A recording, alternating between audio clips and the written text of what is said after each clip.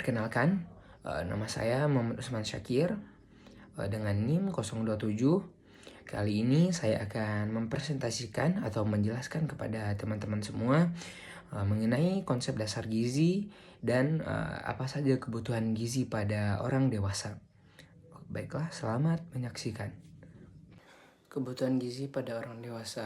Konsep dewasa, masa dewasa adalah masa yang penting dan panjang dalam siklus kehidupan manusia dan juga merupakan usia yang paling produktif.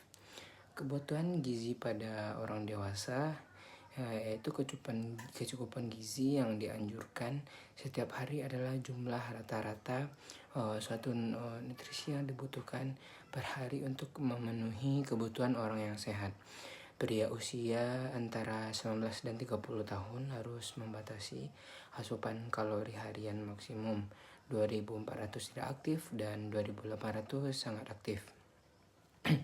Karbohidrat dan serat mempunyai manfaat untuk menjaga kesehatan tubuh, mempercepat waktu pemulihan tubuh, menjaga kondisi tubuh agar tetap prima dalam melakukan aktivitas sebagai performa serta kapasitas ketahanan tubuh yang baik. Karbohidrat yang harus dipenuhi sebesar 5-7 kg per berat badan. Pada pria sekitar 38 gram dan pada wanita 25 gram.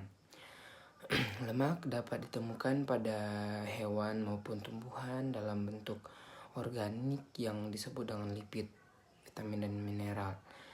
Berfungsi untuk memperkuat tubuh agar tubuh dapat bekerja dengan baik. Terdapat pada makanan sehari-hari, contohnya seperti pada sayuran, buah-buahan. Lalu jenis vitamin yang harus terpenuhi oleh orang dewasa, yaitu ada vitamin A untuk mencegah pada kerusakan pada mata, lalu vitamin C untuk pembentukan kolagen, vitamin D untuk memperkuat tulang, lalu vitamin B1 untuk kesehatan sel darah merah, lalu ada vitamin B2 untuk mengubah karbohidrat menjadi energi, lalu ada vitamin B3 untuk membantu mengubah makanan menjadi energi, lalu ada B6, vitamin B6 menjalankan fungsi normal otak dengan saraf, lalu vitamin A sulfat membantu pembentukan sel darah merah, lalu ada vitamin B12 menjaga fungsi saraf. Lalu ada dampak kekurangan gizi pada orang dewasa. Yang pertama ada karbohidrat, malnutrisi, kurus, lemah, dan tak ada energi. Lalu protein, mudah sakit, gangguan metabolisme tubuh, ada lemak, ada penurunan tubuh, kurang tenaga, lalu gangguan pada tumbuh kembang. Mineral, ada penurunan konsentrasi. Lalu faktor-faktor yang berhubungan dengan status gizi orang dewasa. Yang pertama ada usia. Semakin bertambahnya umur maka akan semakin meningkat pula kebutuhan zat tenaga bagi tubuh. Lalu yang kedua ada jenis kelamin, yaitu menentukan besar kecilnya asupan nutrisi yang dibutuhkan. Pada umumnya perempuan lebih banyak memerlukan keterampilan dibandingkan tenaga, sehingga kebutuhan gizi pada perempuan lebih sedikit dibanding laki-laki. Yang ketiga ada pendapatan atau penghasilan, mempengaruhi daya beli terhadap makanan. Lalu yang keempat ada pendidikan yang akan berpengaruh terhadap pemilihan bahan dan makanan, kebutuhan pemenuhan gizi. Lalu ada lingkungan, yaitu lingkungan keluarga, sekolah, dan lain-lain. Ada dewasa dibagi menjadi 3 fase. Yang pertama masa pembentukan usia 20-30 tahun, lalu yang kedua ada masa konsolidasi usia 30-40 tahun, yang ketiga ada masa transisi di atas 50 tahun. Lalu ada usia 20 tahun pertumbuhan berhenti sama sekali, linear, kebutuhan gizi relatif konstan kecuali terjadi kondisi khusus. Baiklah, kata gizi berasal dari bahasa Arab yaitu giza yang berarti makanan. Ilmu gizi adalah ilmu yang mempelajari segala sesuatu tentang makanan dalam hubungannya dengan kesehatan optimal atau tubuh. Zat gizi adalah ikatan kimia yang diperlukan tubuh untuk melakukan fungsinya, yaitu menghasilkan energi, membangun dan memelihara jaringan, serta mengatur proses-proses kehidupan. Gizi adalah suatu proses organisme menggunakan makanan yang dikonsumsi secara normal melalui proses digesti, absorpsi, transportasi, penyimpanan, metabolisme, dan pengeluaran zat-zat yang tidak digunakan untuk mempertahankan kehidupan, pertumbuhan, dan fungsi normal dari organ-organ, serta menghasilkan energi. Status gizi adalah keadaan tubuh sebagai akibat konsumsi makanan dan penggunaan zat-zat gizi. Pangan adalah istilah umum untuk semua bahan yang dapat dijadikan makanan. Makanan adalah bahan selain obat yang mengandung zat-zat gizi dan atau unsur-unsur atau ikatan kimia yang dapat diubah menjadi zat gizi oleh tubuh yang berguna bila dimasukkan ke dalam tubuh. Bahan makanan adalah makanan dalam keadaan mentah. Pengertian gizi terbagi secara klasik dan masa sekarang, yaitu secara klasik gizi hanya dihubungkan dengan kesehatan tubuh, yaitu menyediakan energi, membangun, memelihara jaringan tubuh. Dan masa sekarang, selain untuk kesehatan juga dikaitkan dengan potensi ekonomi seseorang karena gizi berkaitan dengan perkembangan otak, kemampuan belajar, lalu produktivitas kerja. Lalu ada sejarah perkembangan ilmu gizi.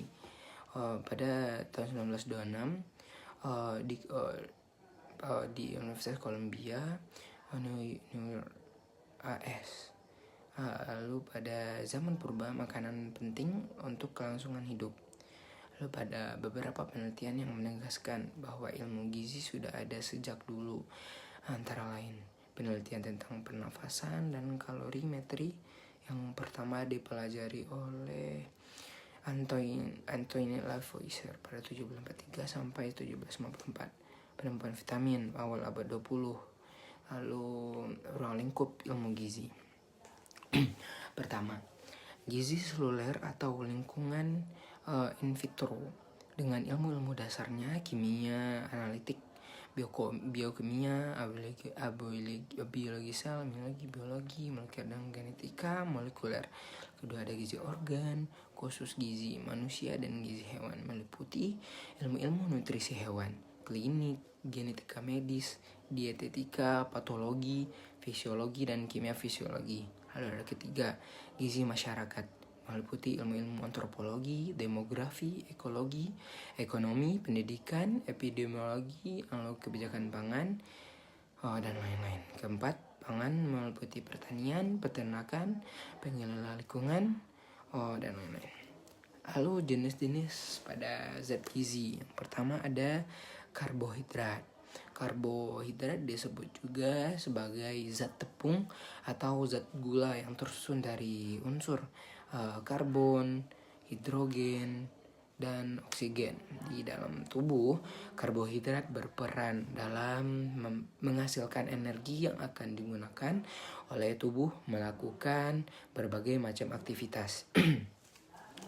Bahan makanan yang menjadi sumber karbohidrat umumnya berasal dari makanan pokok, di antaranya biji-bijian, umbi-umbian, serta kacang-kacangan.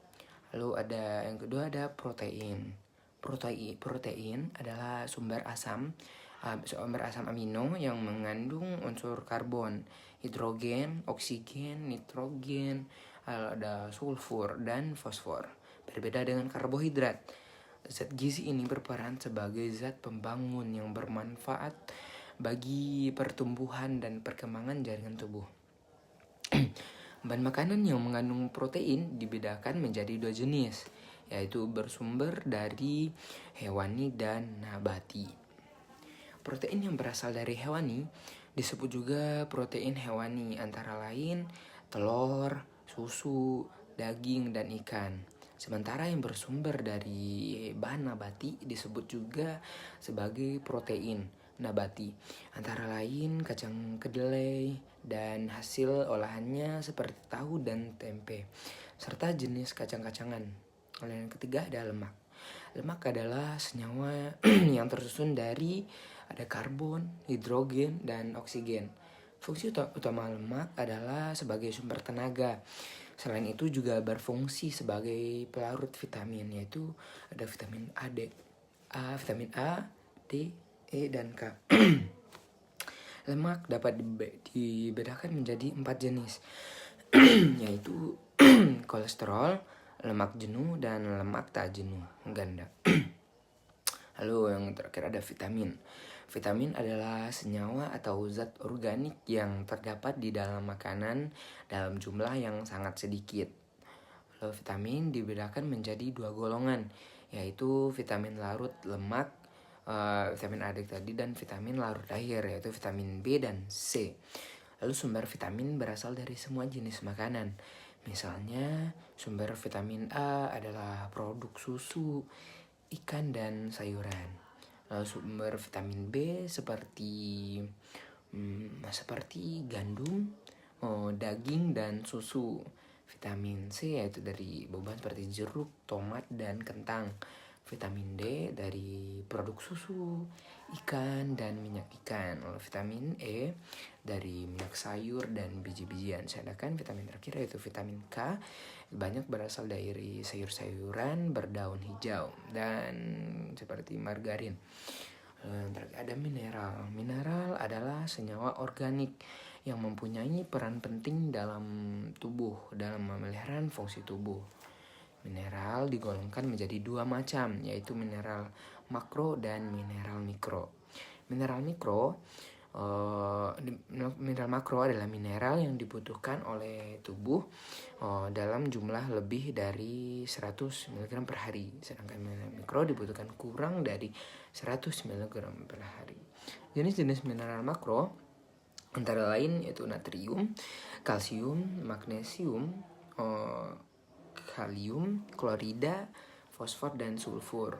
Sedangkan mineral mikro antara lain yaitu zat besi, ada seng, ada iridium, selenium, mangan, dan fluor. Itu ada air.